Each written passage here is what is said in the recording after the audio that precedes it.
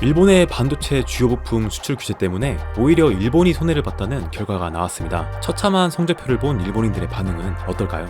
한국은 일본의 세 번째 수출 상대국이지만 일본은 7월 고순도 불화소설을 포함한 반도체 핵심 소재 3개 품목을 수출 제한한다며 통보했습니다. 다행히 한국 기업과 정부는 발빠르게 대체 수입처를 마련하고 국산화를 진행해서 반도체 생산 차질로 이어지지 않았습니다.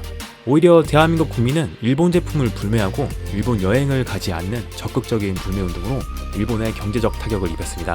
15일 한국 정부가 발표한 바로는 7월에서 10월까지 일본의 한국 수출은 1조 6,433억 엔으로 전년 동기 14% 줄었지만 한국은 1조 363억 원으로 7% 감소에 그쳤습니다. 양국 모두 수출이 줄었지만 일본의 수출 감소율이 2배가량 높은 처참한 성적이 나온 것입니다. 이 같은 결과에 도쿄에서 열리는 수출 규제 한일 국장급 정책 대화를 두고 일본 업계가 가슴 졸이며 지켜보고 있습니다.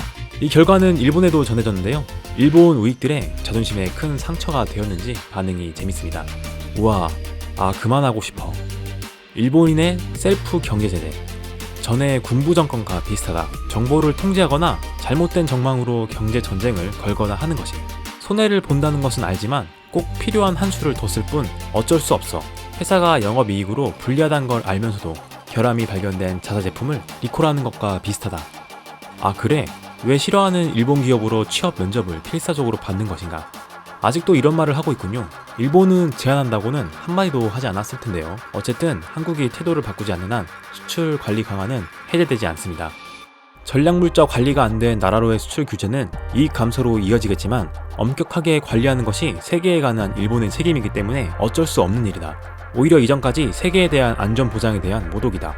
이렇게 험악한 사이의 국가가 돼도 연간 12조엔 30년 동안 상위 3위 이내인 나라입니다. 가장 중요한 국가에는 틀림없습니다. 냉정함이 필요하다. 일본의 반응은 다양했습니다. 냉정하게 일본이 잘못했다는 사람과 아직 자존심을 굽히지 않는 사람들도 있었습니다. 최근 일본은 아베 총리가 사연임을 하는 것을 반대하는 여론이 과반수를 넘었습니다. 일본이 막대한 손해를 입자 조금씩 분위기가 바뀌고 있는 것입니다. 지금까지 셜록이었습니다. 감사합니다. 땡큐! 구독과 좋아요는 영상 제작에 큰 힘이 됩니다.